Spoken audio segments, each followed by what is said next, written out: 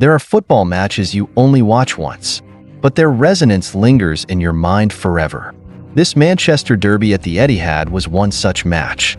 If you thought this would be a familiar scenario with Man City dominating and Man United trying to hold on, prepare to have all your predictions shattered. Imagine sitting amidst tens of thousands of roaring fans, and suddenly, everything turns upside down in a matter of seconds. A misplaced pass, a divine touch, and then the unthinkable happens. The Manchester derby began with a tense and heavy atmosphere.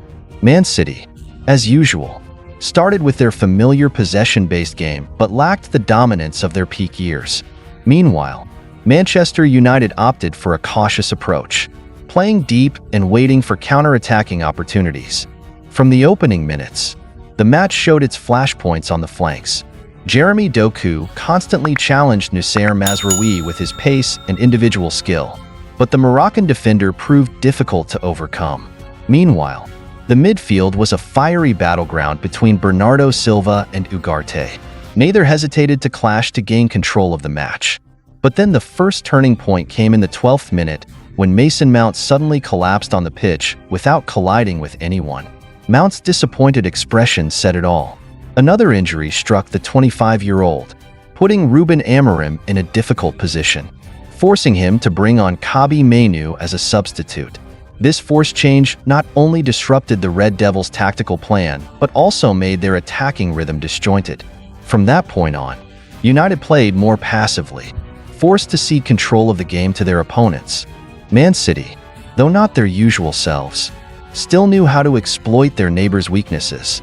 Their attacks frequently targeted the left flank, putting pressure on the visitors' defense. In the 36th minute, that pressure finally materialized. From a corner, the ball was delivered into the box by De Bruyne. Amad Diallo attempted to clear it, but his touch inadvertently sent the ball on an unpredictable trajectory, creating the perfect opportunity for Josko Gvardiol to rise above everyone and head the ball into the far corner, leaving Onana helpless. This goal not only gave Man City the lead, but also once again exposed United's inherent weakness in defending set pieces, where they have conceded 42% of their goals this season. Buoyed by the opening goal, Man City continued to push forward in search of a second. In the 45+3 RD minute, Phil Foden unleashed a shot from outside the box, but his effort was brilliantly saved by Onana. As the halftime whistle blew, the scoreline favored Man City with a 1-0 advantage. However, looking at their performance, the usual dominance was gone. This wasn't the energetic and destructive Man City everyone knew, but rather a team that seemed somewhat aged and vulnerable. Manchester United, despite being behind, still had a chance to turn things around if they could find a way to break down the disjointedness in their play. If the first half was characterized by caution, the opening minutes of the second half unfolded with determination from Manchester United. Ruben Amorim seemed to have made some bold adjustments. Man United began to control possession more than Man City, a rare sight in matches at the Etihad. Bruno Fernandes and Ugarte became the rhythm keepers, pushing the ball forward with clearer intent. However, despite signs of improvement, the lack of precision in the final balls continued to see United's chances go begging. The first golden opportunity for United came in the 74th minute when Bruno Fernandes beat the offside trap and found himself face-to-face with Ederson. However, his chipped shot went agonizingly wide of the post, astonishing both the crowd and the coach. Meanwhile, Man City began to sit back, focusing on defending their slender lead. But it was this slowdown in tempo and defensive mindset that caused them to lose control. Manchester United hadn't created many clear-cut chances, but they also began to sense their opportunities increasing. And then the turning point of the match arrived in the 86th minute, stemming from an error by Matheus Nunes. In a moment of confusion, the Portuguese player made a rather careless pass back towards his own goal. Amad Diallo immediately recognized the opportunity and rushed to intercept the ball. Ederson was forced to rush out to close the angle, but Amad moved cleverly to avoid Ederson claiming the ball. Behind him, in an attempt to rectify his mistake, Nunes fouled Amad inside the penalty area. Referee Anthony Taylor's whistle blew, and he pointed to the penalty spot, silencing the Etihad crowd.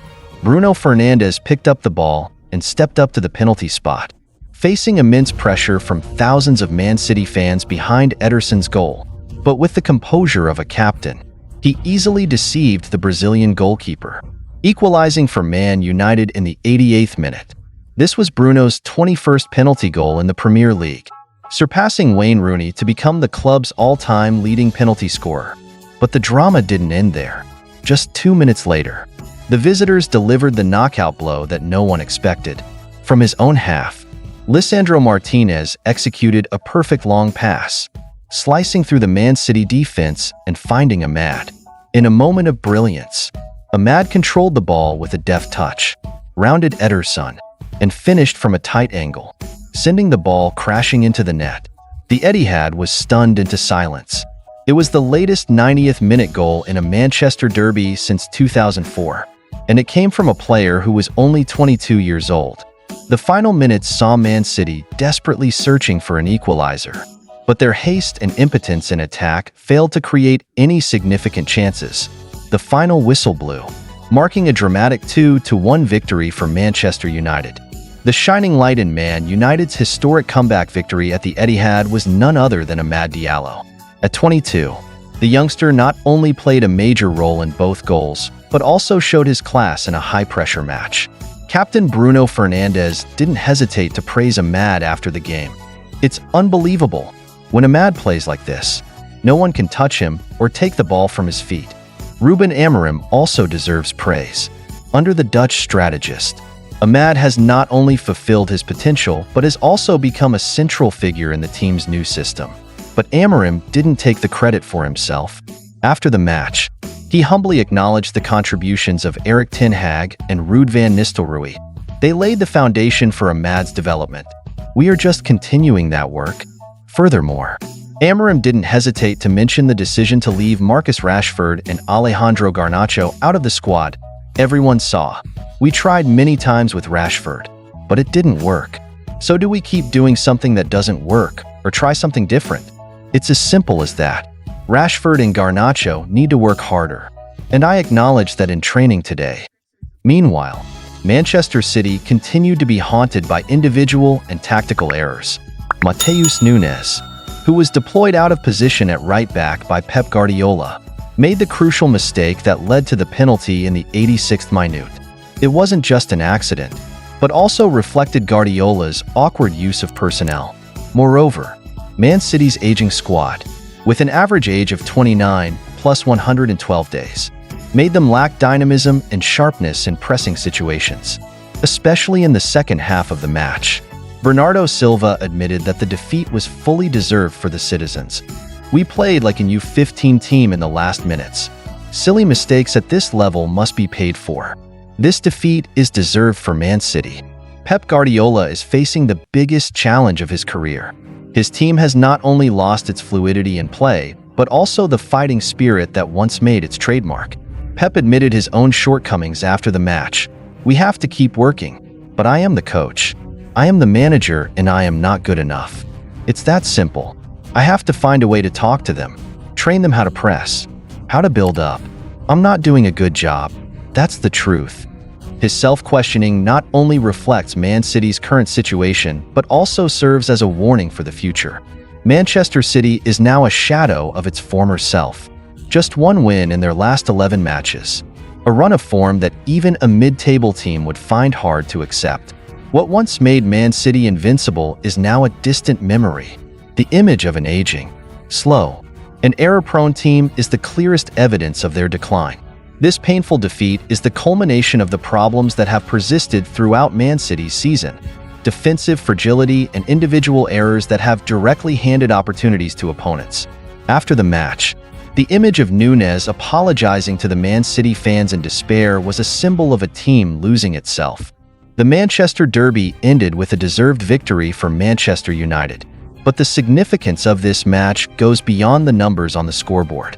From bold decisions like dropping Rashford to decisive tactical changes in the second half, Amorim has proven that he is not only a manager who dares to think and act, but also knows how to unlock the potential of his players. Amad Diallo is a symbol of the spirit and talent of the new generation at Old Trafford. At 22, He not only overshadowed Manchester United's biggest stars, but also established himself as a key figure in the Red Devils' rebuilding process. Meanwhile, Manchester City has increasingly lost itself. This defeat not only exposed their tactical and physical weaknesses, but also raised serious questions about their fighting spirit. On a night where footballing power in Manchester may have shifted, as the red color reaffirmed its dominance,